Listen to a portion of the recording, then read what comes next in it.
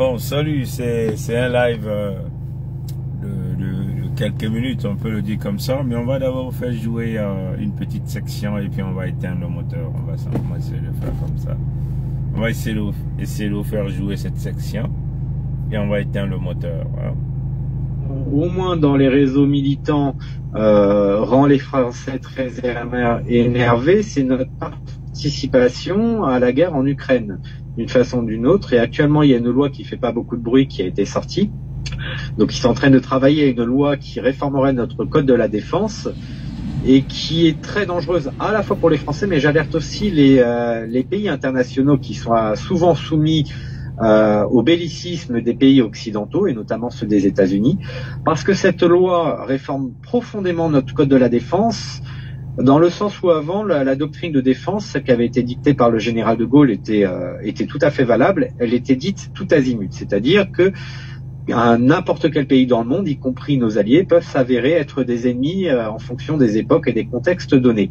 Donc notre armée devait savoir réfléchir à toute possibilité défensive vis-à-vis de n'importe quel pays du monde, et il était hors de question de mobiliser la population pour aller sur un front sur des on ne pouvait le faire que pour des raisons de défense de l'intégrité territoriale.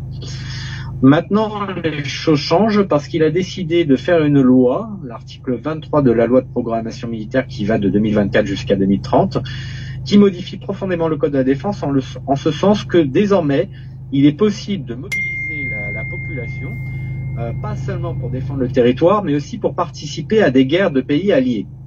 Donc, dans le contexte ukrainien, ça signifie que, en fait, le président s'arroge le droit de mobiliser la population française.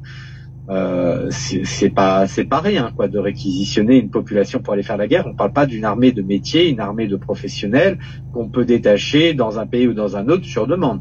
Là, c'est carrément dire nous pouvons mobiliser la totalité des citoyens français pour participer à une guerre qui ne nous regarde pas et qui est celle de pseudo-alliés. Donc c'est extrêmement dangereux parce qu'il faut le voir non seulement pour nous-mêmes, ça nous intéresse évidemment pas d'entrer dans les guerres des États-Unis, de soutenir des guerres par proxy, notamment celle qui est menée contre la Russie en Ukraine, mais c'est aussi très dangereux du point de vue des pays qui auraient raison de s'inquiéter de l'asservissement de la France aux intérêts états-uniens, parce que s'ils sont dans le collimateur des États-Unis, ça signifie que la France va pouvoir désormais mobiliser des simples Français pour aller faire la guerre en fait des États-Unis dans le monde, ou faire des guerres qui ne nous regardent pas. C'est plus seulement notre armée professionnelle qui pourra le faire, on va dire, c'est carrément les Français eux-mêmes qui seront mobilisés pour des guerres qui ne nous regardent pas. Donc ça, c'est plutôt le débat politique qui agite beaucoup les réseaux comme les nôtres et le conflit en Ukraine. Bon, vous avez entendu ça? Je crois qu'on en a déjà parlé. On vous a parlé de cette loi que Macron et c'est une loi qui est déjà passée. Hein? Le truc est déjà au Sénat là-bas. Donc en réalité, qu'est-ce qui se passe avec l'école d'armes de Pompidou? C'est que voilà. Donc ce qui se passe avec Macron, c'est que Macron est en train de, il a fait voter une loi en catimini, la loi de programmation militaire en France. On vous a parlé de ça dernièrement, qui modifie donc l'article 23 du code de programmation militaire en France. Ça signifie quoi? C'est-à-dire que, supposons que Pompidou ou les Pompidouas sont attaqués, hein, l'article là disait qu'on pouvait mobiliser, hein, l'ensemble des citoyens français pour défendre leur pays contre l'ennemi qui les attaque. Comprenez? Maintenant là, il est en train de le modifier. Il modifie cette loi. Il a fait en catimini avec des politiciens corrompus, véreux, Sénat et tout. Comprenez?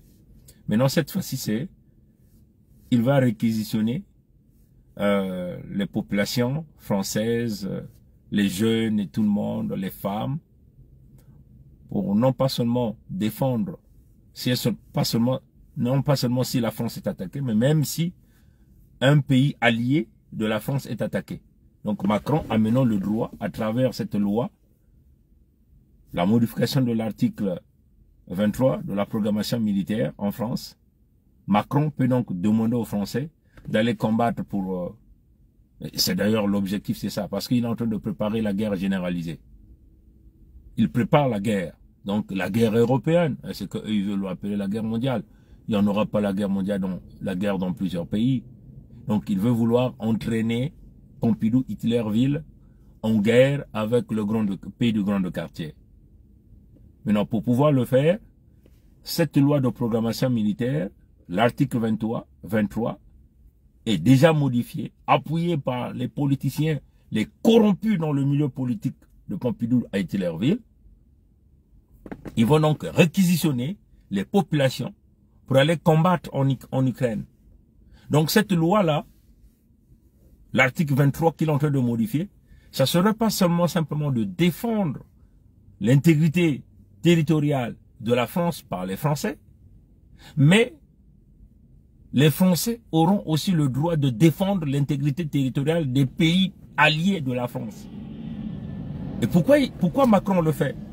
Vous avez vu qu'il a envoyé des missiles là-bas chez le pays du petit du quartier, et qui a même s'est attaqué au pont de la Crimée, cette nuit. Donc Macron prépare donc les Français à une guerre généralisée. Donc les Français vont être réquisitionnés pour aller faire désormais la guerre pour le compte du pays du petit du quartier contre le grand du quartier. Comprenez? Bon. Et cette loi-là ne passe pas dans le milieu militaire. Hein? Avant qu'il ne... Parce que cette loi-là se passait en couloir. Il avait déjà l'écho de la manigance. Il avait déjà l'écho qu'au milieu militaire, il y a des gens qui n'étaient pas d'accord. Les militaires n'étaient pas d'accord à ça. Donc mener les populations à une guerre généralisée. Et qu'est-ce que Macron a fait? Macron donc a activé les émeutes que nous avons vues dans les banlieues de Paris. En assassinant le jeune Naël. C'est un assassinat politique. Ils l'ont fait comme déjà ils ont fait Charlie Hebdo, comme déjà ils ont fait Bataclan. Macron l'a fait pour donner le temps à ceux qui résistent à lui, hein, aux militaires qui résistent, à tous ceux qui sont les privilégiés de ce système-là. Donc ils sont allés assassiner. C'est un assassinat ciblé, hein, l'assassinat de ce jeune Naël. Ils l'ont assassiné pour donner du temps aux jeunes du banlieue, puisqu'on sait que là-bas, si vous allez toucher un jeune, vous allez toucher un jeune, il y aura la réaction, et cette réaction va se faire sentir. Est-ce que vous avez vu les émeutes et tout ça? Ils ont laissé les gens faire ce travail-là. C'est un signal que Macron, parce que Macron savait qu'en allant provoquer les jeunes des banlieues, ils ont calculé, ils ont dit, si on touche un noir, il n'y aura pas assez de réaction. Hein? Si on touche un noir, il n'y aura pas assez de réaction. Il faut qu'on touche un jeune maghrébin. C'est ce qu'ils ont fait. Parce que les gens là, les maghrébins là-bas, ils ne blaguent pas en France. Ils ne blaguent pas Pompidou. Donc ils sont allés, c'est un assassinat, je dis bien, et je répète mes mots, je le dis d'une manière claire et nette, un assassinat ciblé politique de Macron pour donner du temps afin de faire soumettre les dirigeants, les autorités militaires de Pompidou dans son projet qu'il est en train de faire, de programmation de la loi sur les modifications de la programmation militaire. Donc, qu'est-ce que Macron, en fait, est en train de leur dire? Macron est en train de leur dire ceci. Si vous ne vous soumettez pas, ben, moi, je vais vous lâcher les chiens. Donc, les chiens, c'est les immigrés. C'est comme ça que lui, il nous appelle là-bas. Hein? Il va lâcher les chiens des banlieues. Donc, tous ces jeunes africains, maghrébins, il va les lâcher, hein, pour qu'ils puissent s'en prendre enfin, il veut vouloir simplement tenir le chaos pour que ces gens-là s'en prennent aux dirigeants militaires, politiques, bref, les privilégiés de Pompidou. C'est ça le jeu. Et là, voilà pourquoi nous, en tant que communauté noire, africaine, et même au niveau des jeunes maghrébins, il faut que nous soyons très intelligents. On a un pervers narcissique qui veut vouloir nous utiliser pour ses intérêts personnels. Il veut vouloir brûler. Il veut que nous, hein, il veut que nous puissions brûler Pompidou pour que nous soyons toujours haïs, alors que c'est pour son intérêt. Et ça, vous comprenez. Donc, vous allez constater qu'il a interdit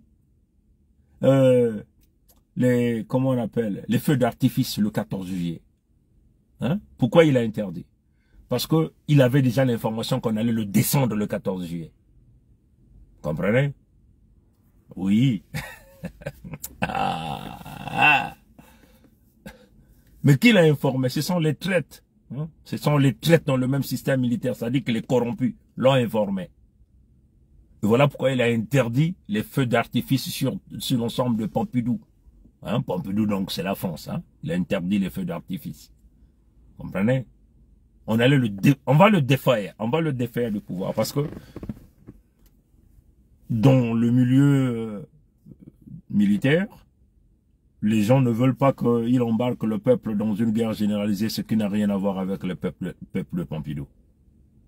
Comprenez? Donc sa loi que beaucoup de Français ne connaissent pas, ce qui est en train de se passer, modification de l'article 23 de la loi de programmation militaire, qui permet donc à Macron de réquisitionner l'ensemble des Français, l'ensemble des commerces, l'ensemble des citoyens, pour aller combattre pour une guerre dont la France n'est même pas l'instigateur. Hein, on peut le dire comme ça.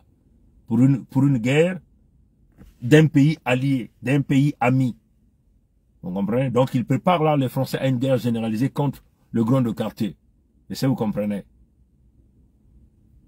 Mais pendant ce temps, lui il va aller se cacher dans les bunkers. Mais il ne va pas aller se cacher dans le bunker. Il va faire comme De Gaulle. Il va aller se cacher là à Oyo, chez Ngwebso Mathurin Albert. Voilà pourquoi nous sommes en train de vous dire. Oyo sera calciné. Nous allons aller le chercher là-bas. Avec le grand de quartier, nous irons chercher Macron et ses alliés là à Oyo. Comprenez?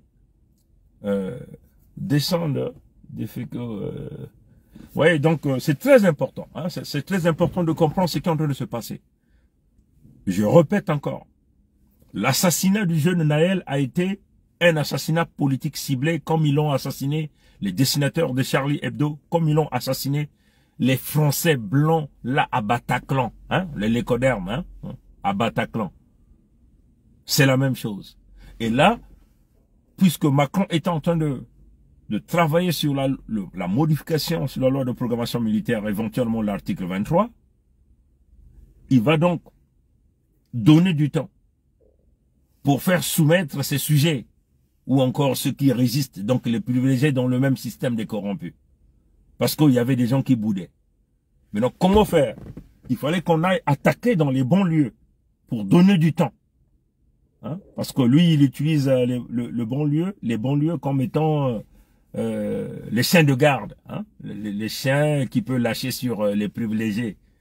Des gens qui lui font un peu la tête dans l'avancement de son projet diabolique. Et ça, vous comprenez. Et donc, en allant assassiner, ils ont dit, si on touche en noir, il n'y aura aucun effet. Il n'y aura pas assez d'effet. Pas d'engouement. Parce que les noirs, c'est les plus mous là-bas à Pompidou. Ils sont pas dans les actions.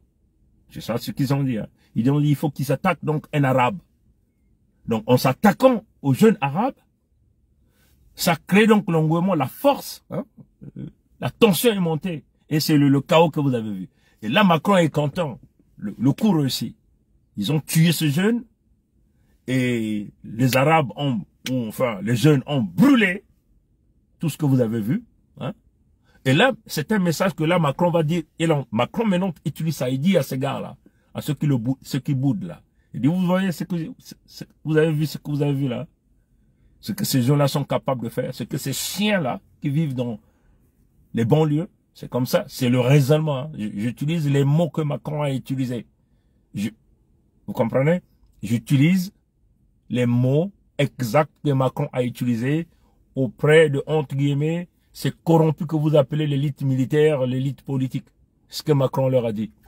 Vous voyez ce que les chiens-là sont capables de faire? Je vais les lâcher sur vos enfants, sur vos familles, sur toute la France.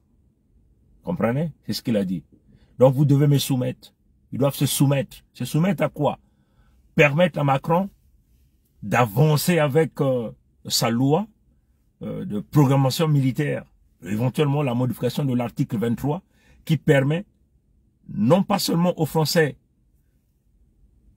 de tous bords de défendre l'intégrité de la France, mais ces Français-là, l'ensemble des Français, l'ensemble des Français peut être réquisitionné, Donc, les jeunes, les femmes, les enfants de n'importe quel âge, vos maisons, vos boutiques, tout ce que vous avez, vous appartenez, peuvent être réquisitionnés pour aller combattre pour le compte d'un pays allié à la France. Donc, il prépare les citoyens français à aller défendre l'intégrité territoriale du pays du petit du quartier. C'est du jamais vu dans l'histoire. Vous comprenez? C'est du jamais vu. Et ça, vous comprenez. Et il y a des responsables militaires qui n'étaient pas contents. Donc, ils avaient préparé un coup d'État de le descendre le 14 juillet. Quelqu'un a informé. Hein? Les gens, les corrompus, les traitent toujours dans le même système. Quand vous faites un truc, il y a toujours des gens. Voilà pourquoi vous avez dit ce type-là, vous savez ce que vous devez faire. Parce que c'est vraiment un pervers narcissique que vous voyez. Et c'est même ça qui a fait qu'il puisse interdire les feux d'artifice. Pourquoi il n'a pas fait le discours? Vous comprenez? Pourquoi il n'a pas fait le discours le 14 juillet? Comprenez ça? Vous avez vu comment il a été hué? Mais là encore, c'était stratégique. Il fait venir Modi, le premier ministre de l'Inde, pour le compte, le truc de BRIC, pour tenter de boycotter le truc avec le grand quartier, peine perdue. Ça, c'est encore un calcul qu'il a échoué. Bon, rapidement, je vous lis quand même. Je crois que Tata Zinga vous avait déjà prévenu ça. Hein? Vous n'avez pas vu ça. Et moi, je vous donne les informations selon ce que nous avons reçu tout à l'heure. Et avant le 14 juillet, hein, Tata Zinga disait ceci. Hein? Ça encore, il disait ceci. Meurtre d'un gamin innocent et interdit de feux d'artifice. Ça, c'était avant le 14 juillet. Mais vous n'avez pas prêté attention à ça. C'est maintenant, cette nuit, que nous avons eu ces informations qu'on vous donne. L'esprit a rendu ses conclusions. Hein.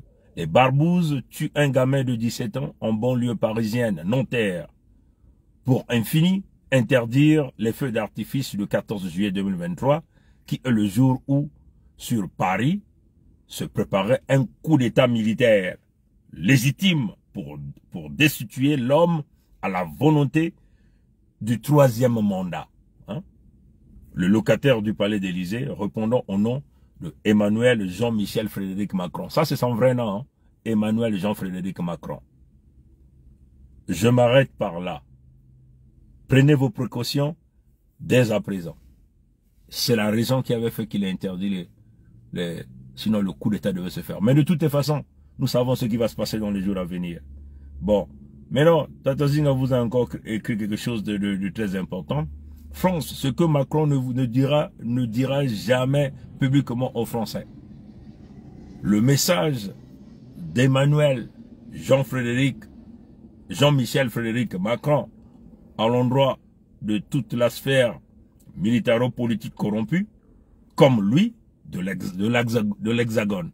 Si vous ne me soumettez pas dans ma volonté diabolique de toute puissance, je lâcherai les opprimés et les laisser pour compte de la banlieue, les enfants des parents brimés issus de l'immigration contre vous, contre toutes vos institutions, des menteurs et des démons. Ça serait le chaos en France et vous perdez tous vos privilèges. Voilà, donc c'est ce que nous sommes en train de vous dire. Voilà le projet. Et la loi de programmation militaire, c'est là où tout se joue. Les militaires ne sont pas contents, donc ils vont réquisitionner tout le monde. Tous ceux qui sont sur le sol français d'aller combattre là-bas dans le pays du petit du quartier. Donc ils se préparent à la guerre généralisée pour calciner Pompidou. C'est à vous de comprendre. Hein? Mais Macron va aller se cacher où? Peut-être qu'il viendra se cacher au pays de Michael Jackson. Mais dans sa tête, il va aller se cacher à Oyo. Oyo sera calciné. Nous-mêmes, on ira chercher Macron là-bas. À bon entendeur, salut. Mukongo kele manzao. Mukongo kele kokoko kongditadi, kokoko kongditadi, kokoko kongditadi. Voilà pourquoi nous avons joué le petit extrait. Pour que vous puissiez encore comprendre c'est quoi, ce que selon le français lui-même qui est en train de voir l'expliquer. Allez, à plus tard.